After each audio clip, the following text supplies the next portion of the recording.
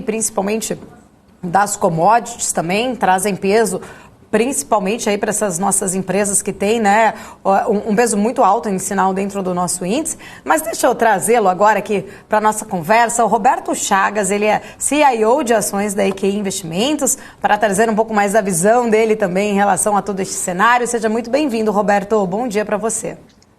Bom dia, obrigado pela oportunidade de estar aqui com você. Bom dia a todos. Obrigada. Roberto, a gente está aí, né? O último pregão hoje, antes dessas eleições polarizadas, estão divididas, né? Agora há pouco eu até trouxe aqui uma última pesquisa da Modal Mais com o Instituto Futura, trazendo Bolsonaro com 50,3% dos votos válidos e Lula com 49,7% dos válidos. Dentre os votos totais, Bolsonaro tem 47,2% e Lula 46,6%.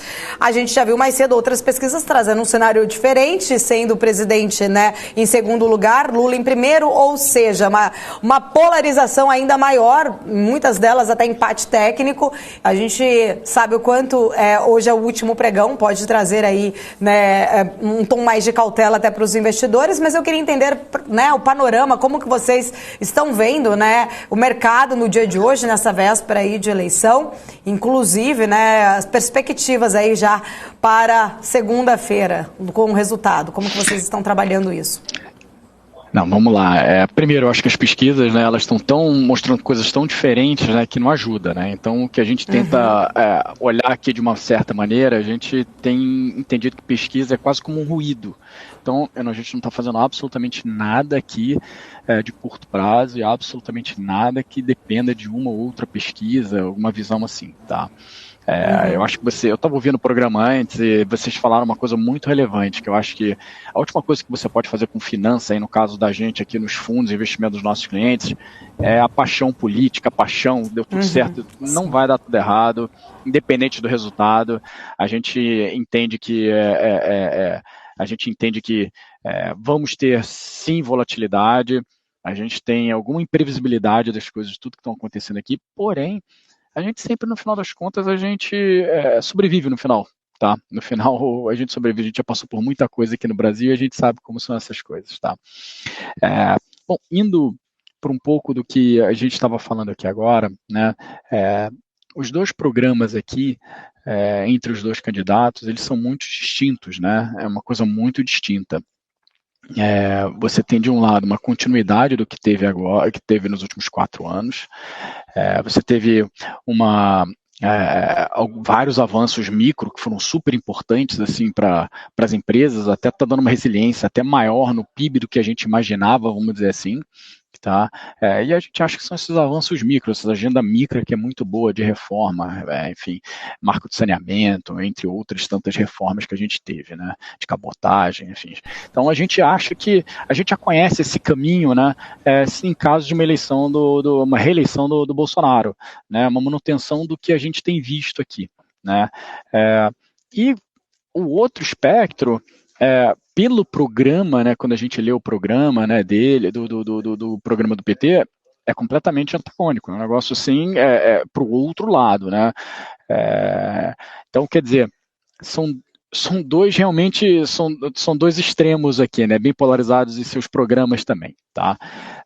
Não ajuda a gente não ter uma informação de quem é o ministro de Finanças ou Economia de um eventual governo Lula. Isso gera mais incerteza, e incerteza é sempre ruim, tá, para a gente, tá? Isso é um lado ruim. Agora, por outro lado, o fato da gente ter o Banco Central, não existir uma discussão de quem vai ser o presidente do Banco Central para os próximos 2 anos, isso é maravilhoso. Isso tira bastante volatilidade de tudo, né? A gente entende, né, que não tem muito espaço, quem for assumir não tem muito espaço fiscal para fazer nenhuma grande aventura. A gente entende que sim, vai ter algum tipo de waiver, vamos dizer assim, alguma coisa assim que, olha, vamos gastar mais 150 bi fora do teto, 100, 150 bi, mas isso é esperado para ambos os campos aqui, e isso não é uma grande novidade. Mas é sem grandes espaços, no caso de uma eleição de um governo PT, né, o Lula voltar ao poder. Não tem tanto espaço, então, do lado fiscal, tá? Você teve um uma eleição de primeiro turno onde você teve um Congresso mais à direita, mas eu acho que mais importante que um Congresso de mais à direita, a gente teve um Senado muito à direita, né? E a casa, talvez a casa mais importante aqui, bem mais à direita. Então, de certa maneira, isso vai fazer com que o capital político, né, se em caso do Lula for eleito, reduzir, diminuir, tá? É isso, eu acho que desse lado, assim, é mais isso. Tem um outro ponto importante que a gente olha aqui, é que como essa eleição está 50-50, tá? A gente não dá para saber, mas é uma eleição quase 50-50. E nessa eleição 50-50, a gente entende que dois dos 50 que votam no Lula, você tem uma boa parcela desses votos que não são votos de esquerda, não são votos petistas, não são votos que concordam com um programa radical de esquerda, né? Então, que traz também, eventualmente, um governo petista, né, um governo do Lula, mais para o centro.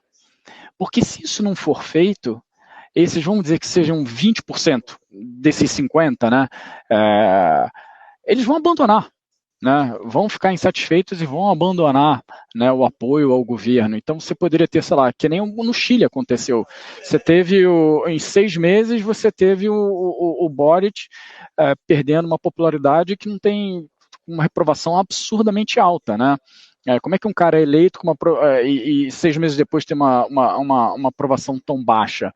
É por causa disso, né? Você eventualmente elegeu ou não elegeu o candidato e o programa de esquerda, você só não quis um outro lado. Então é isso que a gente também entende que vai jogar mais eventualmente o governo de esquerda para o centro.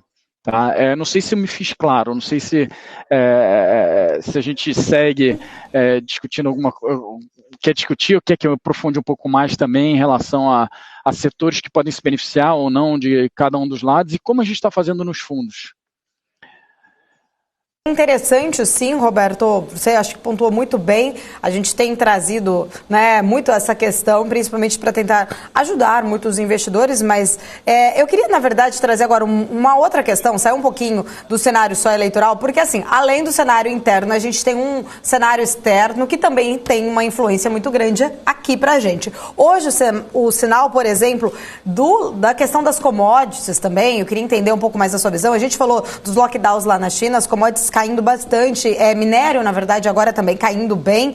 Eu queria entender um pouquinho, né, já aproveitando, entrar em questão de setor que você falou, mas entender um pouco mais a sua visão em relação às commodities, principalmente o quanto isso pode também pesar para a gente aqui, o fato também externo. A gente tem visto, né, a China por vários momentos fazendo esses lockdowns bem severos, isso traz um impacto para muitas das commodities e para a gente também tem reflexos. Então eu queria entender, setor de petróleo, né, também se você pudesse comentar um pouco mais, falar sobre as companhias ali menores, a gente fala muito em relação a Petro, tal, mas falar um pouco das outras companhias, falar um pouco mais também das consequências, né, do minério caindo, para a gente entender um pouquinho mais a sua visão. Não, lógico, eu acho que a gente está falando, né, o que a gente estava falando aqui era muito mais sobre os efeitos da eleição, mas é muito importante você nunca tirar de visão, né, que a gente faz parte desse mundo todo e que o que está acontecendo no mundo talvez é até mais importante, né, do que a própria eleição para o desfecho de risco, tomada de risco ou não dos mercados. Quando a gente olha para fora, a gente olha para risco de mercado, a gente olha para cenário, a gente entende que o mundo desenvolvido ele vai ter que desacelerar de maneira bem importante para que a inflação convirja para baixo, tá? Isso é uma coisa que para a gente é muito evidente, tá? A gente está vendo isso acontecer já na Europa, a gente está vendo isso acontecer já nos Estados Unidos, tá? Então é importante que tenha uma desaceleração forte, né, das economias e isso tem impacto, né, nas commodities, na demanda por commodities, né? Commodity vai ser a demanda, que é essa que está desacelerando, a gente imagina que vai continuar desacelerando. E oferta. A oferta está sendo, por exemplo, do petróleo super impactada pela essa agenda ESG, né? Que você fica difícil, né? Você investir um novo poço de petróleo, uma empresa dessa aprovar um grande investimento, né? Se está todo mundo dizendo que daqui a 10 anos esse negócio não vai mais existir, qual o payback disso, né? Então, quer dizer, o payback disso tem que ser muito mais alto para que eles possam fazer alguma coisa. E para ser um payback muito mais alto, né, exige preços de commodity muito mais altas. Então a gente tem esses dois lados da equação aqui, né? Você tem uma demanda menor, porque o mundo está desacelerando, mas ao mesmo tempo você tem uma oferta que não está crescendo. Tá? Então, quer dizer, isso impacta absolutamente todas as commodities e faz com que o preço das commodities fique pressionados independente da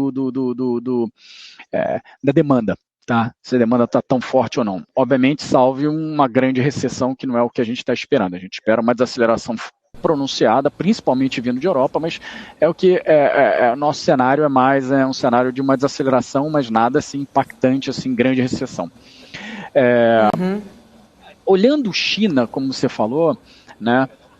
Sim, China está com essa política de Covid-0 que foi reforçada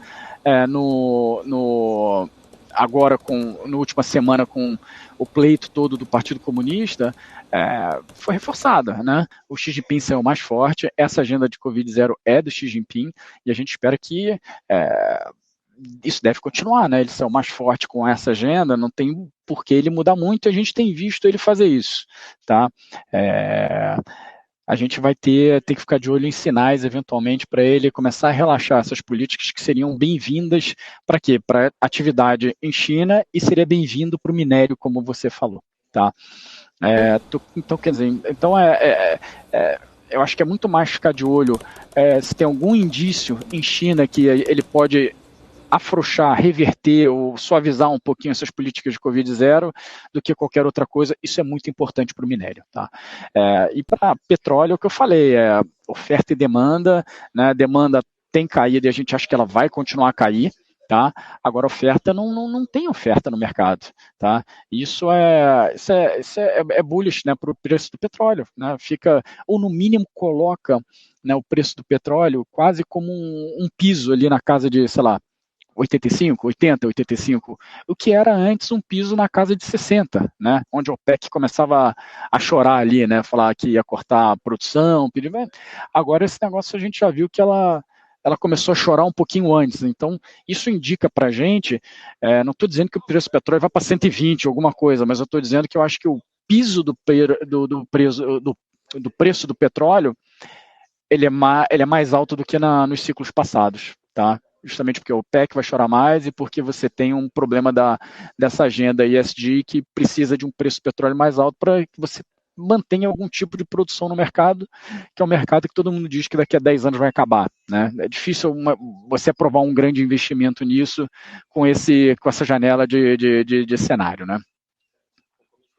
Já que a gente está falando um pouco dessa questão das commodities, dessa grande preocupação das empresas que possam ser até afetadas, né, em relação a esses lockdowns da China, a gente, um ponto acho que muito importante também para a gente comentar agora, a gente teve hoje mais cedo, inclusive, o resultado de Vale, né? Eu queria entender um pouquinho da sua visão, já que a gente está falando um pouco mais em relação a commodities, como que vocês viram aí o resultado? Teve um lucro, mas porém o EBITDA veio ali bem, né, insatisfatório para a parte ali do que o mercado estava aguardando, e queria entender um pouquinho, né, da sua visão para esses últimos resultados também, né, e não só a Vale, mas esses últimos. É que eu puxei o gancho da Vale porque me lembrou um pouco em relação ao commodity, mas como que vocês estão lidando exatamente com esses resultados do terceiro trimestre?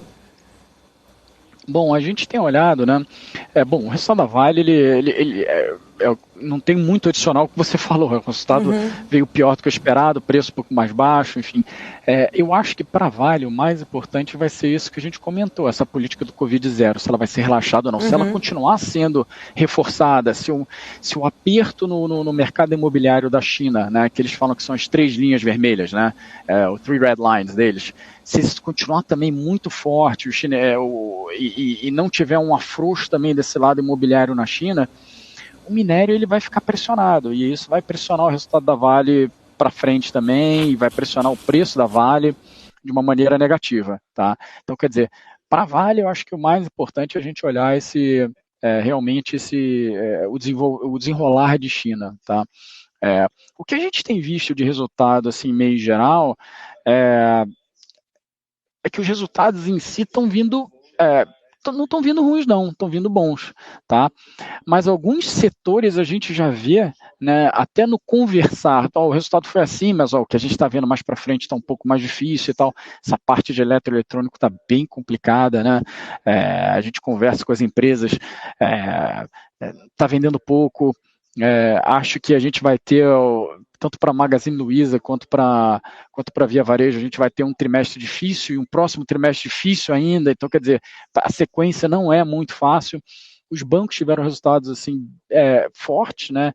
Salvo aí o que a gente viu de Santander, que veio com um balanço um pouco diferente, mas a gente imagina que o resultado dos bancos continue vindo bem também. A gente vê bons números para eles, né? E para tudo que é varejo, né, um pouco mais de baixa renda. O que a gente acha até que conversa, voltando para aquele assunto da eleição, conversa bem talvez para uma eleição aqui de um governo petista, tá? Um varejo de baixa renda, coisas ligadas à Minha Casa Minha Vida, coisas ligadas ao supermercado, eu acho que são até, devem se beneficiar de uma política de aumento salarial, aumento de salário mínimo acima da inflação, volta do Minha Casa Minha Vida, então essas coisas devem se beneficiar. E ao mesmo tempo, num caso de um cenário de Bolsonaro eleito, a gente acha que a curva de juros vai se comportar melhor, a gente acha que o mercado vai discutir uma queda de juros com mais ênfase no final do segundo semestre de 2023, é o que a gente imagina, no caso de uma eleição de governo Bolsonaro.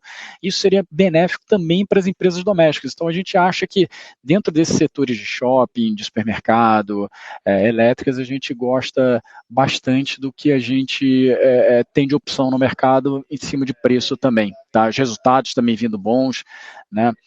Então, quer dizer, para a gente são coisas assim que a gente, como a gente está olhando. Certo. Roberto, quero agradecer, muito obrigada pelas suas análises, por estar aqui com a gente, compartilhando o seu conhecimento. Fica aqui o convite para voltar em outras oportunidades. Obrigado pela oportunidade, gente. Bom fim de semana e bom voto. Obrigada.